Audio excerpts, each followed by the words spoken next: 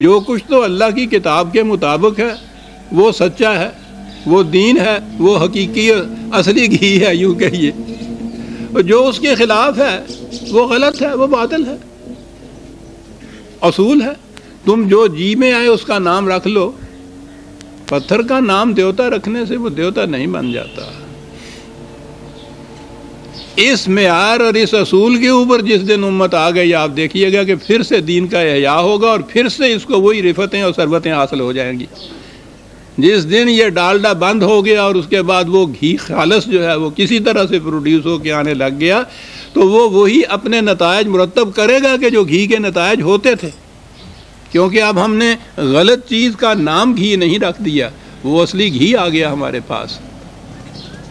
دین خالص خدا کی کتاب ہے، معیار یہی ہے، سند یہی ہے، جو اس کے مطابق ہے سچ ہے، جو اس کے خلاف ہے وہ غلط ہے۔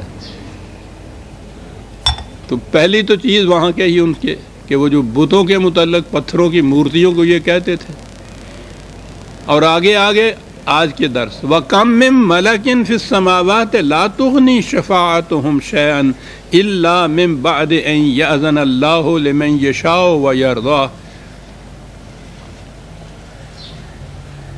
وہ یہ ان پتھروں کو ہی وہ دیوتا نہیں مانتے تھے، جیسا میں نے عرض کیا تھا۔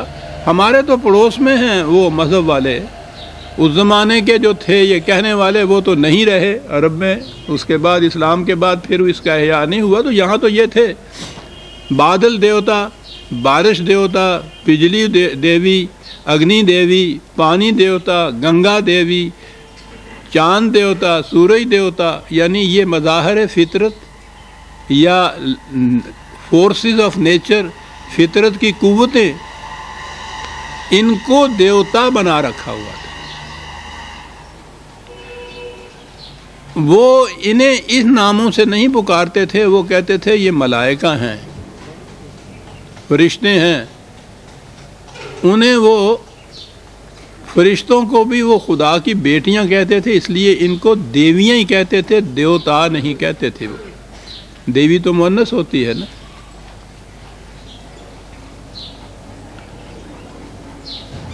وہ کہتے یہ تھے کہ ان کی معاونت یہ ہمارے ساتھ ہوں تو سارے کاروبار صحیح ہو جاتے ہیں۔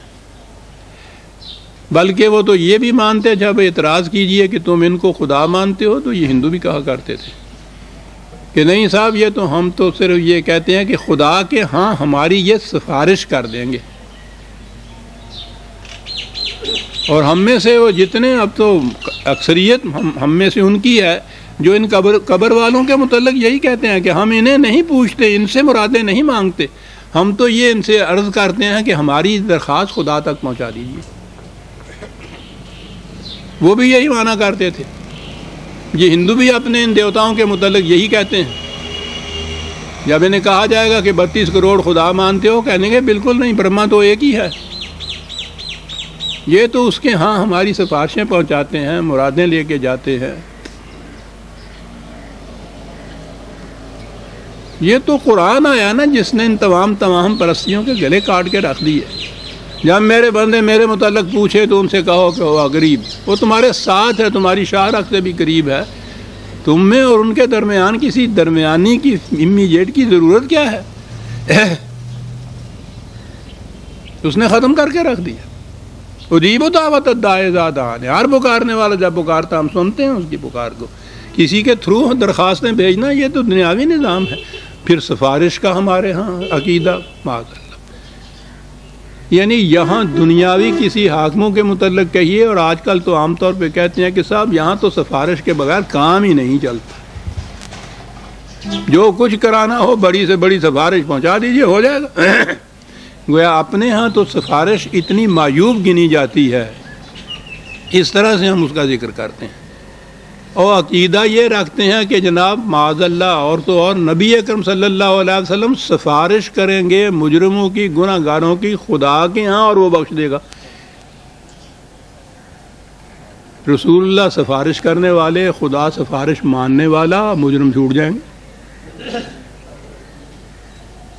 یہ عام عدالتوں میں، عام دفتروں میں ایک چیز اتنی معیوب اور معاذ اللہ جب ہم اسے حضور نبی اکرم صلی اللہ علیہ وسلم و خدا کی طرف منسوب کرتے ہیں تو وہی چیز سبحان اللہ صاحب. یہ تصور غلط ہیں قرآن کی روح سے، مکافات عمل کے خلاف. وہ مکافات عمل کا قانون تو ایسا ہے کہ حضور بھی یہ خود فرماتے ہیں، قرآن میں یہ ہے کہ اگر میں بھی معصیت کروں خدا کی تو میں بھی اس کے عذاب سے بچ نہیں سکتا.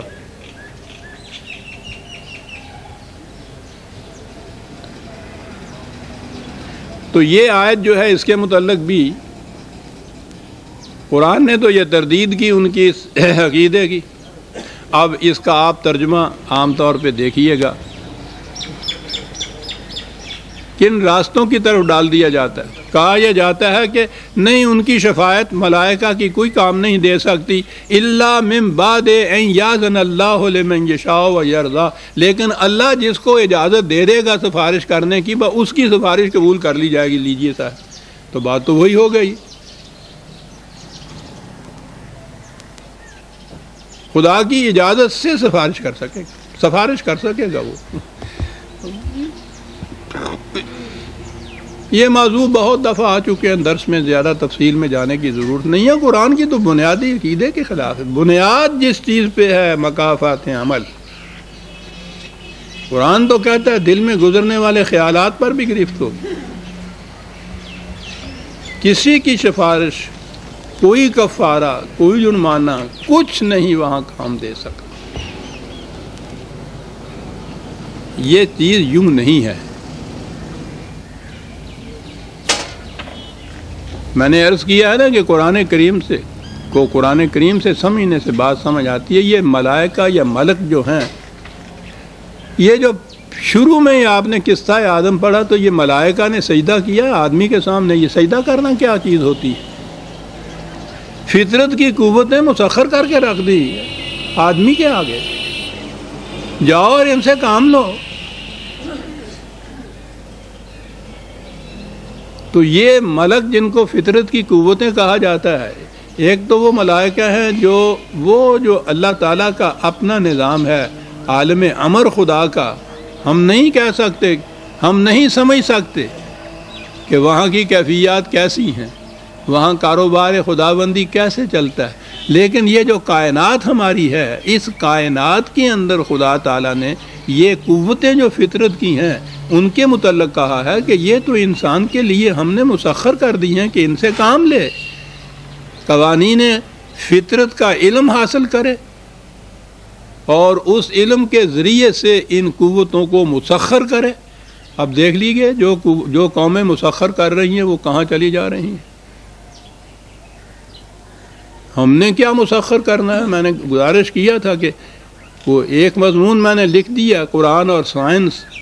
قرآن کی آیات سے یہ میں نے کہا کہ وہ کتنا زور دیتا ہے علوم سائنس کے، اور سائنس کے معنی ہیں یہ کائناتی قوتوں کی تسخیر. اور اس کے خلاف ایک پورا رسالے میں ہمارے خلاف لکھا گیا، کہا گیا ہے کہ یہ اس کی کتابیں ساری ضبط کر دو اور اس کے خلاف ایکشن لو، کہ یہ کہتا ہے کہ سائنس کے علوم جو ہیں وہ قرآن میں ہیں. آپ سوچئے تو صحیح، ہم کہاں وہ کہاں. کہا قرآن نے یہ ہے کہ یہ شفاعت کے معنی کسی کی سفارش نہیں ہوتا. یہ شفا تو آپ نے روز سنا ہوگا، وہ کسی کے جو دیوار بر دیوار کوئی ساتھ ہوتا ہے کھڑا، اس کو کہتے ہیں کسی کے ساتھ کھڑا ہو جانا، کسی کی مدد کرنا، کسی کی سچی شہادت دے دینا، کسی کی معاونت کر دینا. کہا یہ ہے کہ یہ جو تم نے طریقہ اختیار کیا ہے کہ فطرت کی یہ قوتیں جو ہیں، یہ بارش، پانی، بادل، آگ، ہوا، ان کو دیوتا اور دیویاں مان کے ان کے سامنے ہاتھ جوڑ کے تم کھڑے ہو جاؤ گے تو اس طرح سے ان کی مدد نہیں ملے گی. ان کی مدد تو یہ ہے کہ قانون خداوندی کے مطابق جب ان کو تم مسخر کرو گے تو پھر ان کی معاونت تمہیں حاصل ہوگی. اذن کے معنی اجازت نہیں ہوتا صرف، اس کے معنی قانون خداوندی بھی ہے. یہ ہے طریقہ. یہ توہم پرستی ہے کہ ان کو دیوتا اور دیویاں ماں کے ان کی پرستش کی جائے اور سمجھا جائے کہ یہ ہماری مدد کرتے ہیں. یہ یوں نہیں مدد کرتے.